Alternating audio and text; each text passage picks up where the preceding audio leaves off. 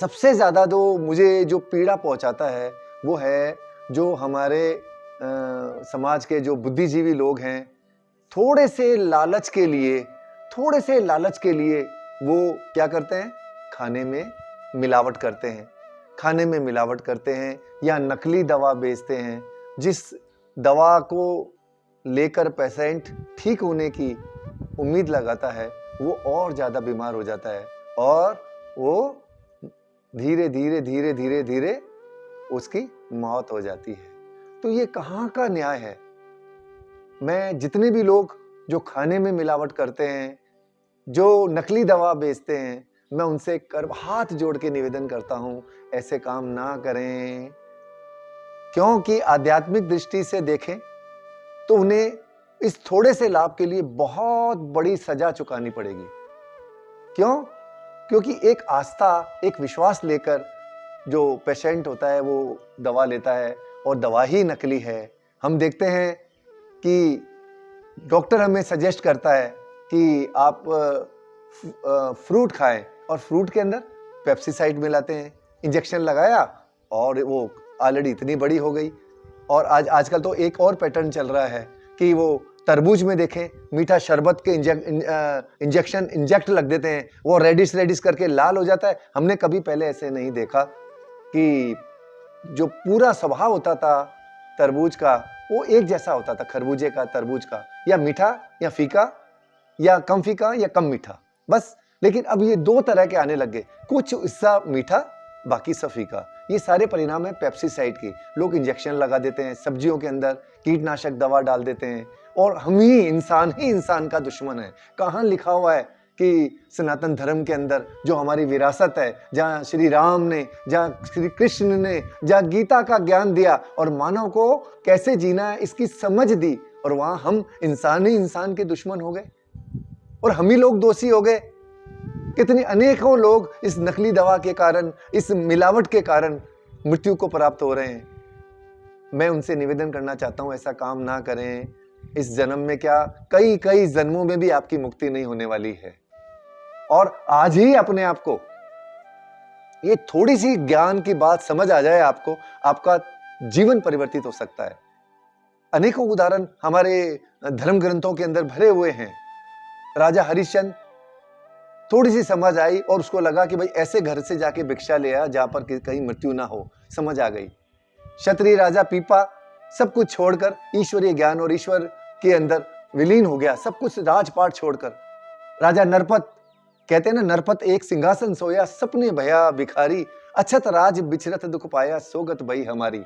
वो सपने में नरपत राजा सोया और उसने सपना देखा कि मेरा सपने के अंदर सब कुछ राजपाट छिन गया और मैं भिखारी हो गया हूं। ये बात उसके दिमाग, मन और मस्तिष्क में बैठ गई और उसने देखा बस जीवन यही है।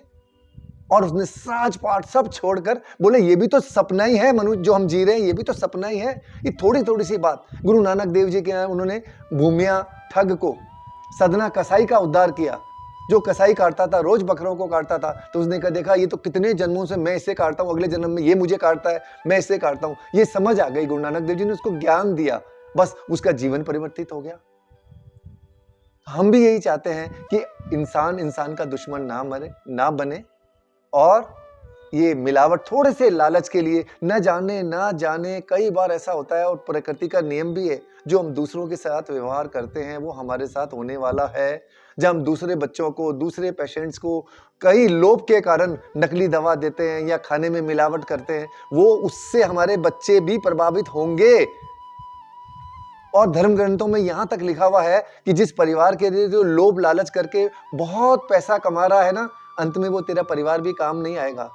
उस दरगाह के अंदर, उस भगवान की अदालत में तो तुझे ही भुगतना पड़ेगा। वहां ये कुछ नहीं सुना जाएगा कि मैंने ये जो पाप किया है वो अपने बच्चों के पालन में किया है, उनके लिए, उनकी उन्नति के लिए कर रहा है, कुछ नहीं। आओ आज इस जो प्रेरणा लें और आज शपथ लें कि जो हो गया जाने अनजाने, हे ईश्वर जाने अनजाने मैंने लोभ के चलते या मेरी बुद्धि भ्रष्ट हो गई थी, जो मैंने मिलावट की और जो मैंने नकली दवा बेची, उसके लिए मुझे माफ करो। भोले बाबा उस परमात्मा से अरदास करो कि आज के बाद प्रार्थना करो कि आज के बाद मैं ये काम नहीं करूंगा। देखो आपका जीवन खुशहाली, आपकी प्रॉस्पेरिटी आपके सामने आ जाएगी। और जिस मिलावट से, नकली दवा से जो हम पैसा कमाते हैं ना, वो एक बुलबुले की तरह है। पानी का बुलबुला होता है ना, बुलबुला हुआ और बस थोड़े से समय के अंदर भस्ट हो जाएगा। ऐसा अपना भी पता नहीं होने वाला है। ये हमारी विरासत है और हम कहाँ घूम रहे हैं, कहाँ क्या कर रहे हैं। इंसान ही इंसान का दुश्मन। और मैं सच कह रहा हूँ, कहीं ना कहीं अपना परिवार भी उससे प्रभावित होगा ही होगा।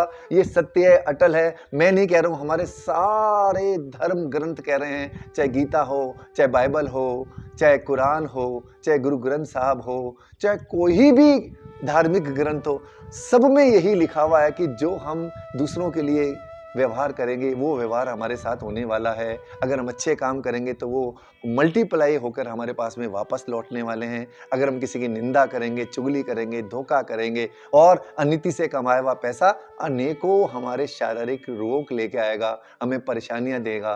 तो ये हार्ट अटैक का जो कारण है ये भी है। मैं उन बच्चों से निवेदन करता हूँ जो ये मेरी वीडियो नहीं सुन पाए, मिलावट करने वाले, नकली दवा बेचने वाले, उनसे, उनके बच्चे, उनके रिश्तेदार, अगर उनको पता है कि उनके पापा, उनके चाचा, उनके मामा, उनके रिश्तेदार इस काले कर्म के अंदर शामिल है, तो बच्चों उनको प्यार से समझाएं, उनको आध्यात्मिक ज्ञान दें कि हमें ऐसा काम नहीं करना है। क्या जाने कौन सी समझ, कौन सा ज्ञान, कौन से ज्ञान का कण उनके मन और मस्तिष्क का, उनका जीवन परिवर्तित कर दे। बस ये मेरे मन के उद्गार थे। मैं सरकार से भी निवेदन करूंगा कि कौन जिम्मेदार है।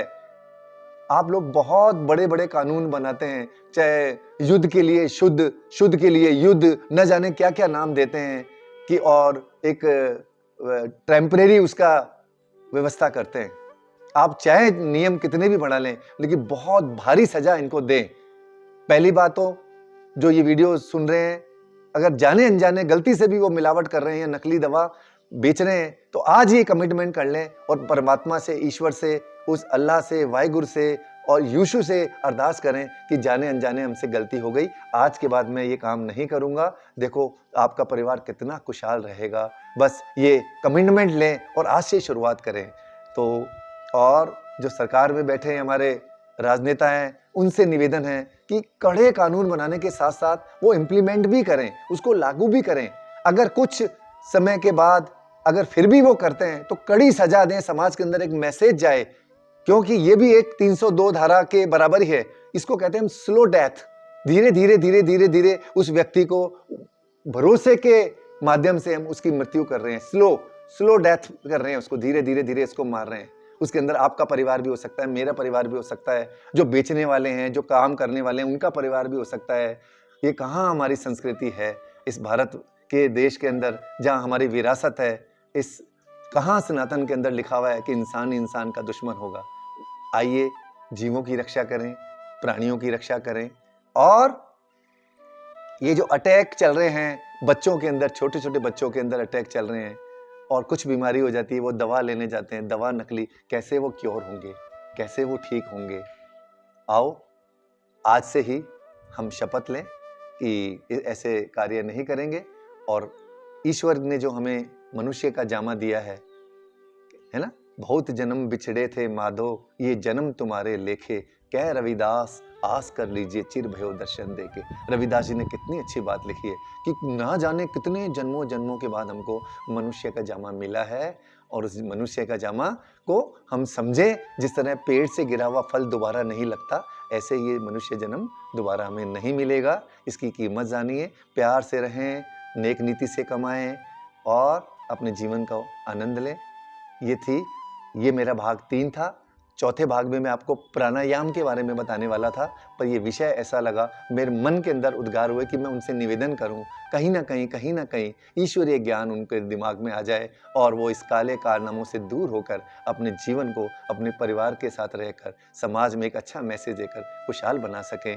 दोस्तों, इस वीडियो को ज़्यादा से ज़्यादा आप आगे भेजें। जो लोग इसमें लिप्त हैं उनको समझाएं, उनको भेजें, उनके रिश्तेदारों को भेजें, ताकि इसके अच्छे परिणाम हो। और इस वीडियो को देखने के बाद अगर कुछ लोग भी, अगर उनका जीवन परिवर्तित होता है, तो मेरा इस वीडियो बनाने का मकसद कामयाब हो जाएगा। ईश्वर सभी पर कृपा करे और जितने मेरे फॉलोअर्स हैं, साधक हैं, जितने मेरे फॉलोअर्स हैं जो मुझे पसंद करते हैं, सबसे करबद्ध निवेदन है कि इस अभियान के अंदर अपना सहयोग दें, लोगों को समझाएं, लोगों को आप अवेयरनेस लाएं कि इस मिलावट से बचें, नकली दवा से बचें और इस जितना हमने मानव जीवन उनको मिला है खुशहाली से व्यतीत करें। आगे आप ज़रूर इसको सब्सक्राइब करें, बहुत सारी वीडियो आने वाली है और प्राणायाम के बारे में भी आगे मैं भाग 4 में बताने वाला हूँ। आज की वीडियो में इतना ही, फिर मिलेंगे बहुत नई वीडियो के साथ। जब तक के लिए नमस्कार। 3, 2, 1